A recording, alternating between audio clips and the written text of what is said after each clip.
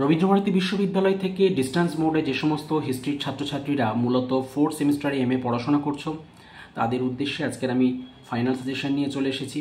2025 সালে তোমরা যারা যারা ফাইনাল এক্সামিনেশনে অ্যাপিয়ার করবে তাদের জন্য এই সাজেশনটি খুব কাজের হতে চলেছে।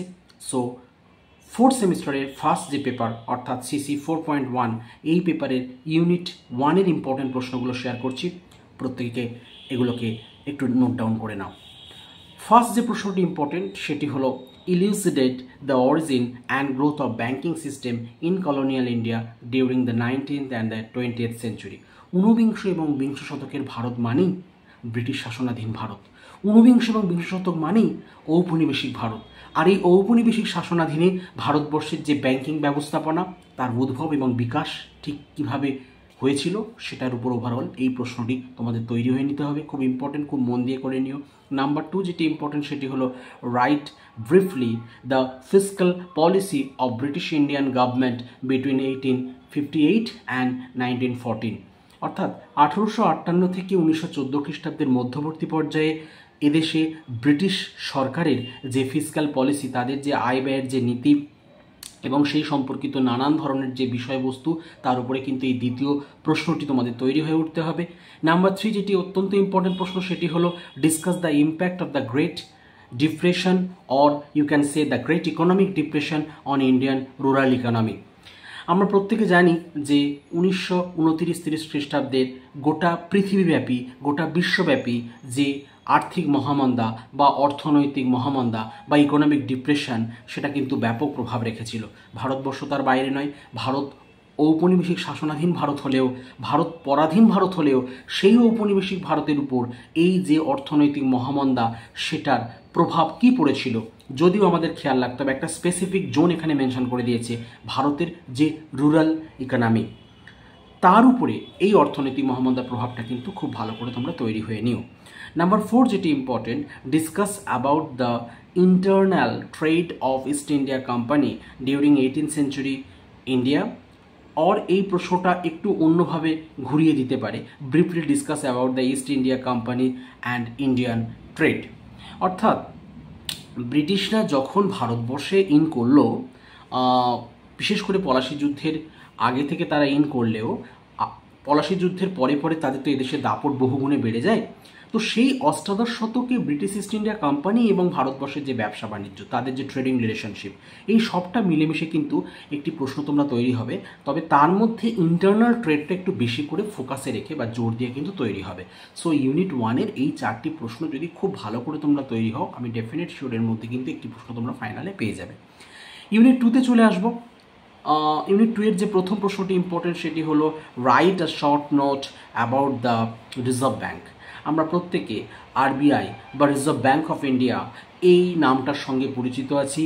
এই ব্যাঙ্কটার নামের সঙ্গে আমরা পরিচিত হয়েছি অনেক আগেই।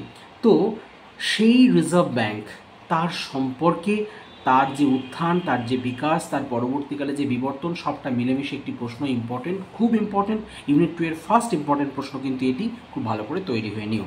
নাম্বার 2 যেটি ইম্পর্টেন্ট সেটি হলো briefly discuss about the national income during colonial India.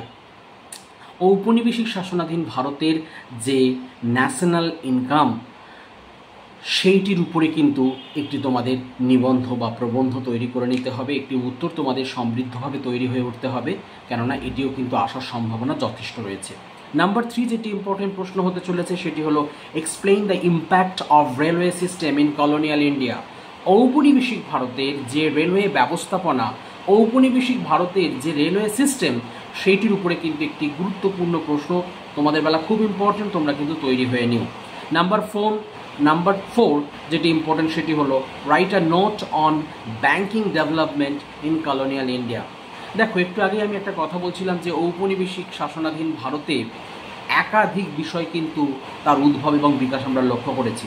তো সেই ঔপনিবেশিক ভারতে যে ব্যাংকিং ব্যবস্থাপনা, যে ব্যাংক ব্যবস্থা, তার যে সার্বিক যে ডেভেলপমেন্ট, তার যে অগ্রগতি, তার বিকাশ কোথাও বাধাপ্রাপ্ত হয়েছিল কিনা, সবটা মিলেমিশে কিন্তু এই প্রশ্নটি তোমরা তৈরি হয়ে নিও। ইউনিট 2 থেকে আমি এই 4টি প্রশ্ন রাখলাম তোমাদের জন্য। এবারে চলে আসবো ইউনিট 3।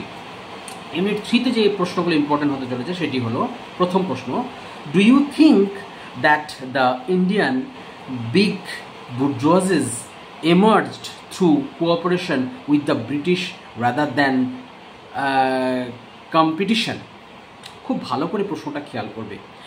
ভারতবর্ষে ব্রিটিশরা যবে থেকে রাজত্ব করতে শুরু করলো, এখানে যে ব্যাপকভাবে যে বুর্জোয়াদের যে উদ্ভব, বুর্জোয়া শ্রেণীর যে উত্থান বা তাদের যে অগ্রগতি, এটা কিভাবে হয়েছিল? এটি কি ব্রিটিশদের সঙ্গে গ্রুপ অফ ইন্ডিয়ান তাদের যে নিগোসিয়েশনের মধ্যে দিয়ে হয়েছিল? অর্থাৎ ব্রিটিশদের বাণিজ্যিক কর্মকাণ্ডের স্বার্থের সঙ্গে এদেশীয় কিছু মানুষের স্বার্থ মিলেমিশে একাকার হয়ে যাওয়ার জন্য দুটো মিলেমিশে এই নতুন বুর্জোয়া শ্রেণীর উত্থান ঘটেছিল, নাকি ব্রিটিশদের সঙ্গে কম্পিটিশন করার মধ্যে দিয়ে এই নতুন ভারতবর্ষের বুর্জোয়া শ্রেণীর আবির্ভাব ঘটেছিল? এইটার একটা কিন্তু কম্পিটিটিভ স্টাডি এখানে আছে, খুব ভালো করে তৈরি করে নিও, খুব ইম্পর্টেন্ট হতে চলেছে, খুব ভালো করে এই অ্যান্সারটা তোমরা প্রস্তুত হয়ে নিও। নাম্বার 2 যেটি ইম্পর্টেন্ট সেটি হলো briefly discuss about the Genesis of TISCO. আমরা প্রত্যেকে জানি tata iron and steel company.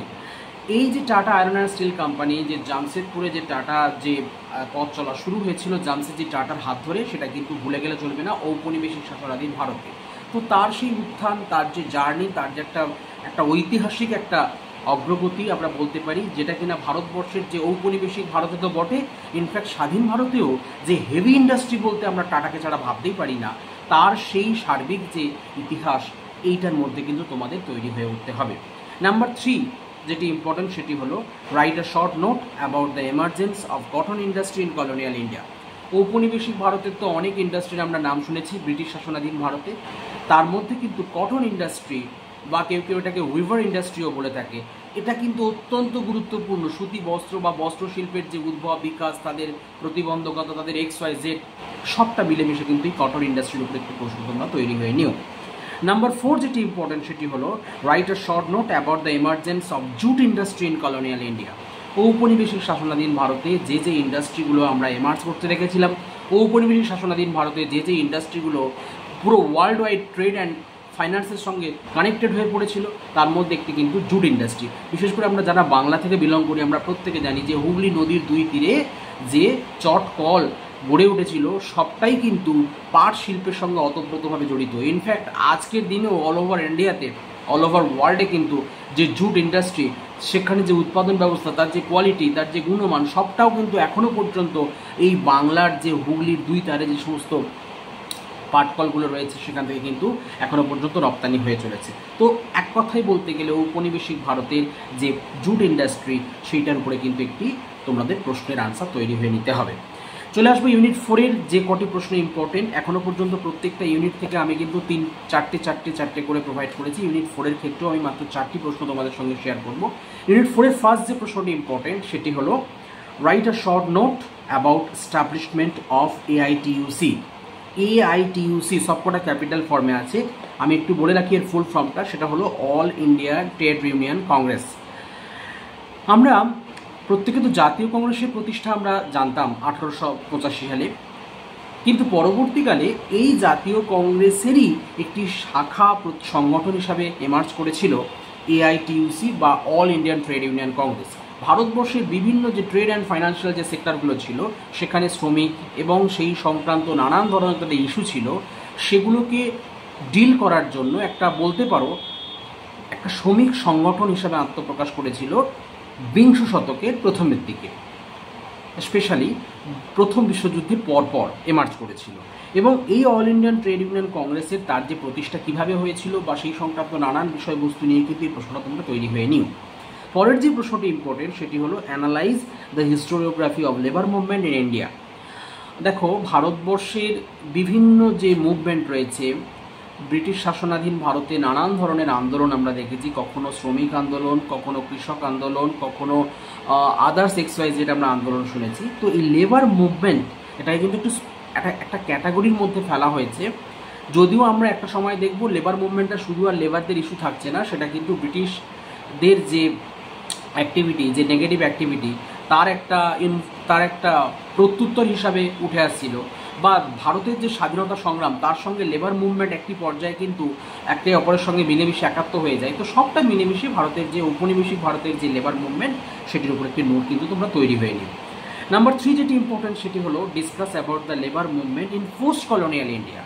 এটি কিন্তু খুব ইম্পর্টেন্ট। আমরা প্রত্যেকে ঔপনিবেশিক ভারতের যে লেবার মুভমেন্টের কথা জানি, কিন্তু আমি এখানে একটি প্রশ্ন সংযোজন করে রাখলাম যে স্বাধীনতার পরবর্তী পর্যায়ে এদেশের যে লেবার মুভমেন্ট, যে শ্রমিক আন্দোলন, সেটির উপরেও কিন্তু একটি প্রশ্ন তোমরা তৈরি হয়ে রাখবে। অ্যান্ড নাম্বার 4 যেটি ইম্পর্টেন্ট সেটি হলো what was the significance of first factory act in the year of 1881 in the history of the Indian labour movement. আমরা সবাই জানি ঔপনিবেশিক শাসনাধীন ভারতে 1881 খ্রিস্টাব্দে ফার্স্ট ফ্যাক্টরি যে অ্যাক্ট সেটা কিন্তু এসেছিল বা আবির্ভূত হয়েছিল, এবং ভারতের যে লেবার মুভমেন্টের ইতিহাসের দিক থেকে এই অ্যাক্ট, এই আইনটি তার যে সার্বিক যে গুরুত্ব বা মাহাত্ম্য বা তাৎপর্য বা প্রভাব, সেটির উপরে কিন্তু একটি প্রশ্ন তোমরা তৈরি হয়ে নিও। তো এই গেল টোটাল চারটি ইউনিট, এবং প্রত্যেকটা ইউনিট থেকে আমি ধরে ধরে মাত্র 4টি করে প্রশ্ন তোমাদের সঙ্গে শেয়ার করলাম, এবং আমি অত্যন্ত আশাবাদী এই চারটি প্রশ্নের মধ্যে থেকেই কিন্তু তোমরা যে একটি আনসার ইউনিট থেকে করতে হয় তোমরা কিন্তু অবশ্যই জানা পাবে। খুব মন দিয়ে পড়াশোনা করো, যেমনভাবে বললাম সেই সমস্ত বিষয়গুলোকে কম্পোজ করো তোমাদের আনসারের মধ্যে, এবং আমি ডেফিনেট শিওর এটা কিন্তু তোমাদের ফাইনাল রেজাল্ট, ভালো রেজাল্ট করার ক্ষেত্রে ভীষণভাবে উপকারে আসবে। প্রত্যেকে ভালো থেকো, মন দিয়ে পড়াশোনা করো, বেস্ট অফ লাক।